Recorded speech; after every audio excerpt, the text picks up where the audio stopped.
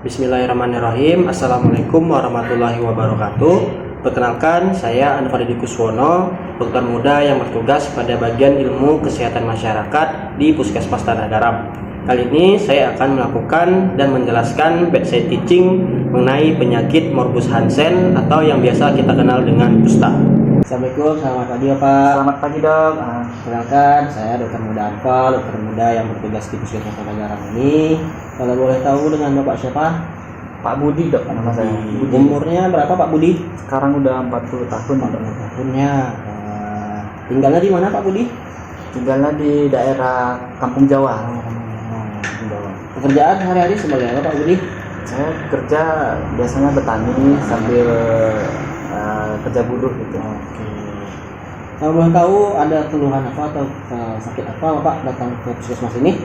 Saya sini dok mau berobat, kaki saya tuh ada kayak muncul bercak merah. Ya.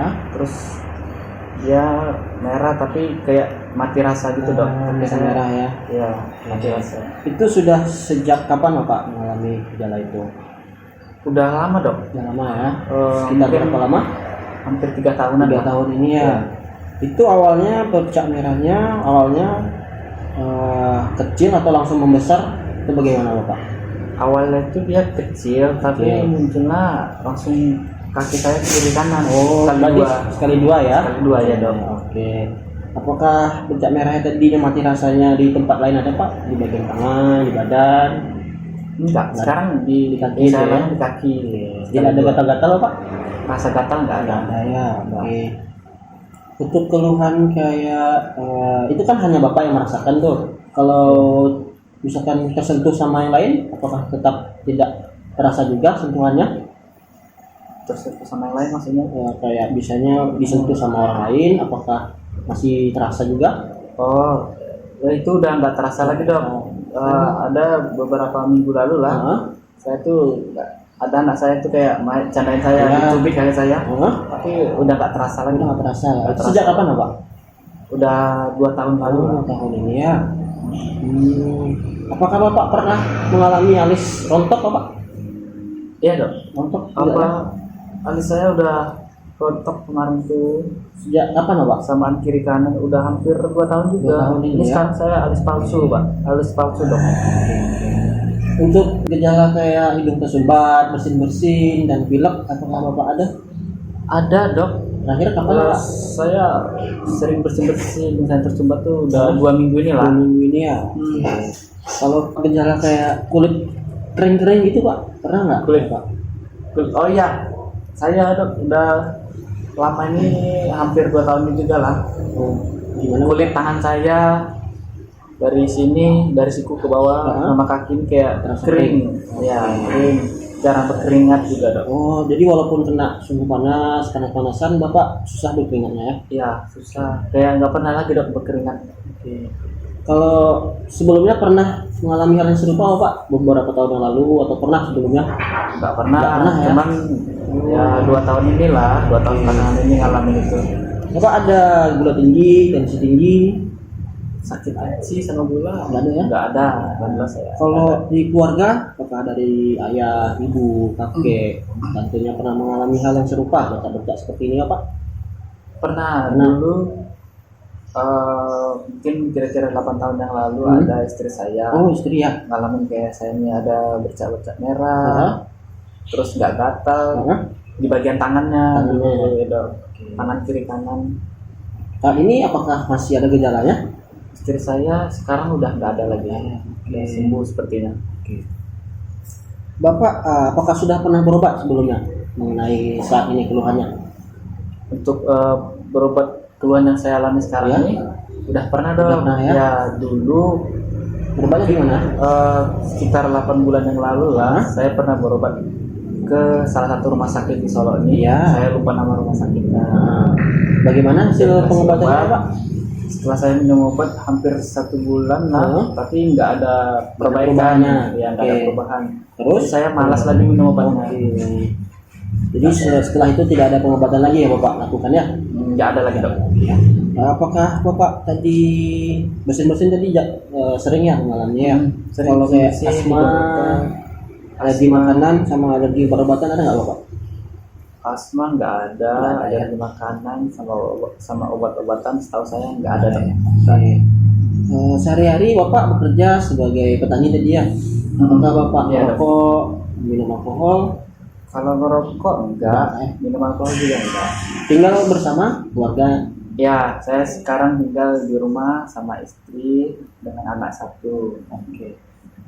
Baik, dari hasil wawancara saya akan lakukan pemeriksaan lebih dalam lagi untuk membantu hasil mengetahui hasil penyakit Bapak saat ini apa yang kita ya. Apakah Bapak bersedia untuk kita lakukan pemeriksaan nantinya? Bersedia dok? Saya juga ingin cepat sembuh. Sebelum kita lakukan pemeriksaan, kita melakukan cuci tangan dengan menggunakan 6 langkah terlebih dahulu.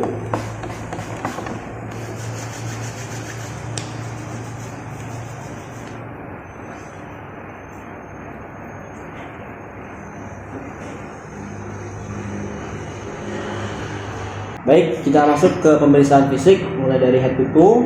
Biasanya pada orang yang terkena penyakit Morbus Hansen atau kusta ini, pada wajahnya itu tampak khas seperti gambaran leptospirosa. Kemudian pada matanya bisa seperti gambaran lagophthalmus. Kemudian pada hidungnya bisa saja keluar sekret ataupun kelainan bentuk, dan juga di telinganya bisa keluar sekret dan juga kelainan bentuk juga.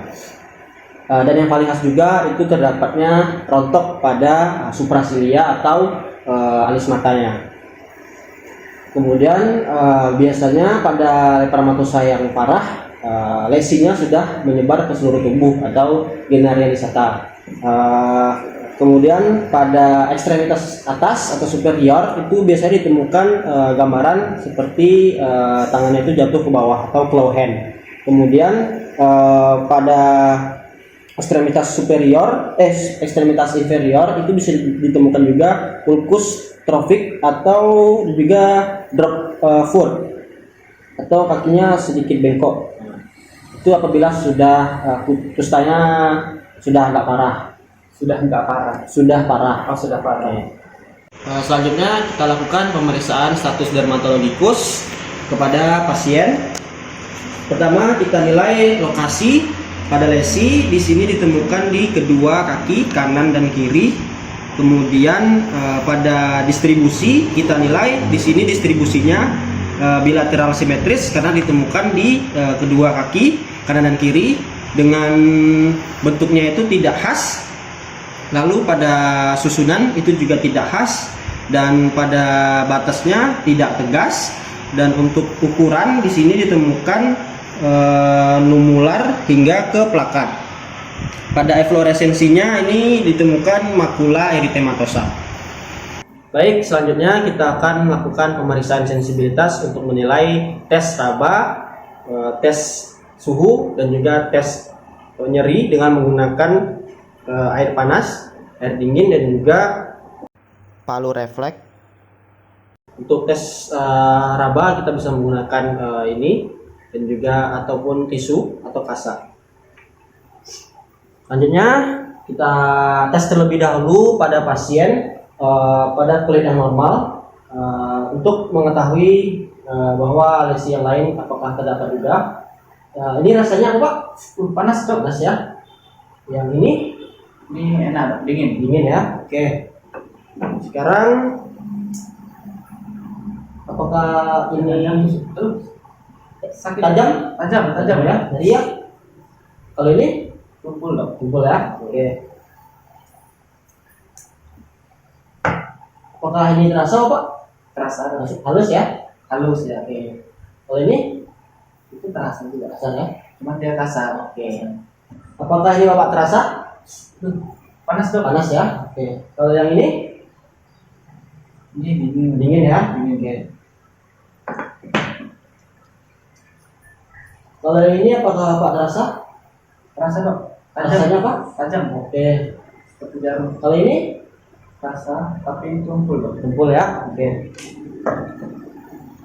Kalau yang ini apakah Bapak terasa? Rasanya halus, kasar? Oh, rasanya halus dok. Oke. Yang ini apakah terasa? Sama halus juga. Baik, selanjutnya kita lakukan pemeriksaan pada lesi. di mana pasien diminta untuk menutup mata. Bapak silahkan tutup mata terlebih dahulu untuk menilai ya Pak ya. Baik dokter. Ini apakah Bapak tahu rasanya apa? Apakah terasa Pak? Nggak terasa dok. Nggak terasa ya. Yang ini apakah terasa Pak? Nggak terasa juga. Terasa ya. Yang ini apakah terasa Pak? Nggak terasa. Terasa ya. Yang ini apakah terasa Pak? Nggak terasa. Terasa ya. Selanjutnya kita lakukan tes pada nyeri. Apakah terasa Pak? Nggak terasa. Nggak terasa dok. Apakah ini terasa Pak? Nggak terasa juga. Terasa ya. Apakah ini terasa Pak? Enggak. Oke. Selanjutnya lakukan pemeriksaan raba halus. Apakah ini Bapak terasa? Nggak terasa juga. Ini ya Pak? Enggak. Apakah ini terasa Pak? Nggak ada dok terasa apa-apa. Baik, pemeriksaan sensibilitas sudah selesai dilakukan. Selanjutnya kita lakukan pemeriksaan penebalan saraf pada beberapa saraf. Pertama, saraf atau nervus auricularis magnus di belakang telinga, kemudian ada ulnaris di siku, kemudian ada perineus di dekat lutut, kemudian di tibialis posterior di tumit ataupun telapak kaki dan juga mata kaki. Pertama, kita lakukan pemeriksaan di nervus auricularis magnus di musculus sternocleidomastoid. Kita nilai apakah ada penebalan. Biasanya kalau ini terasa seperti kawat. Lalu kita tanyakan juga apakah ada terdapat nyeri. Ini saat ini kita tekan. Tanyakan kepada pasien, apakah nyeri Bapak? Nyeri dok. Nyeri ya. Nyeri. Kita lakukan pemeriksaan di sisi lainnya. Apakah nyeri Bapak? Nyeri juga dok. Ya. Selanjutnya pada pemeriksaan di ulnaris itu di siku, kita nilai juga apakah terdapat penebalan dan juga kita tanyakan apakah terdapat nyeri. Apakah nyeri Bapak?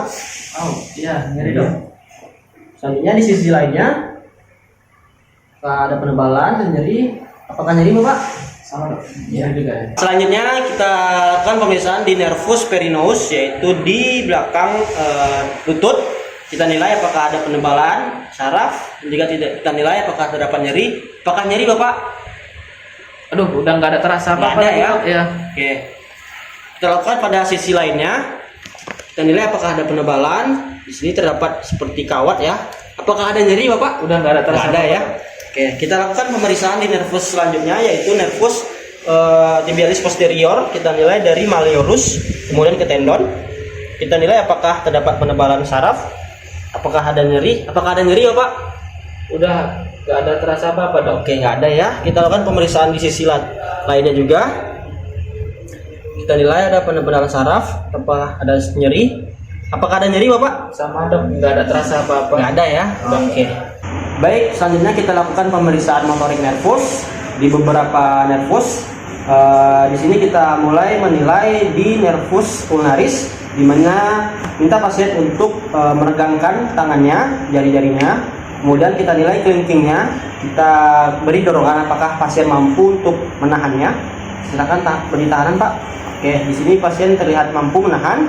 Lakukan di kedua sisi lainnya atau sisi lainnya, lakukan dorongan dan minta pasien untuk menahannya.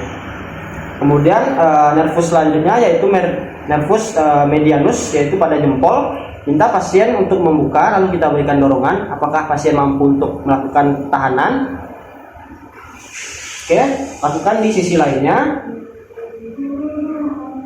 Oke, kemudian selanjutnya itu nervus radialis, diminta di mana pasien untuk melakukan gerakan seperti ini, lalu kita dorong. Apakah pasien mampu menahannya? Kemudian lakukan di sisi lainnya, kita berikan dorongan. Selanjutnya kita lakukan pemeriksaan di nervus perineus, di mana kita lakukan tahanan di dorsopedis pada pasien. Minta pasien untuk melakukan gerakan untuk menahan. Silakan dorong Bapak. Oh ya saya cobain dok. Oke. Oke, lakukan di sisi lainnya. Silakan lakukan dorongan Bapak dan tahan tangan saya. Oke.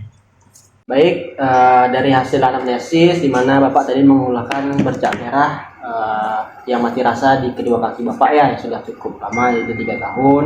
Kemudian ditambah dengan hasil pemeriksaan fisik terutama di pemeriksaan sensibilitas di raba, suhu dan juga nyeri. Kemungkinan penyakit Bapak ini mengarah ke penyakit kusta. Namun untuk memastikannya kita perlu melakukan pemeriksaan penunjang yaitu kerokan BTA Bapak ya. Dan nanti saya berikan pengobatan yang akan Bapak minum di rumah. Apakah Bapak sudah cukup atau ada pertanyaan kembali? Sejauh ini udah cukup sih dok, udah cukup terbantu. Terima kasih atas kerjasama Bapak dalam pemeriksaan ini. Ya, kasih dok.